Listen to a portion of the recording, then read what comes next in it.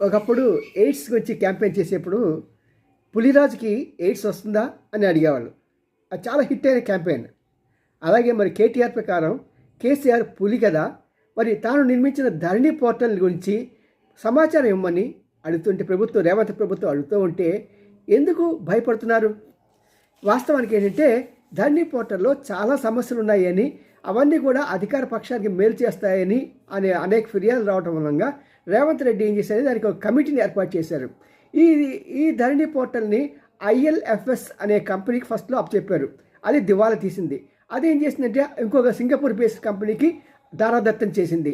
ఆ కంపెనీకి ఎన్నిసార్లు అడిగినా సరే వాళ్ళు దీని గురించి వివరాలు ఇవ్వడానికి వెనకాటలేదు. మరి పులి పులి పులి అనుకున్న ఈ కేసీఆర్ ఎందుకు భయపడుతున్నాడు? వాస్తవాలు బయటకు తెలుస్తాయినా, తను చేసిన మోసాలు ప్రజలు తెలుస్తాయినా? ఏమో, ఎవరు చెప్పగలరు? పులిరాజుకి ఎయిడ్స్ వస్తుందా? అదేవిధంగా పులిరాజు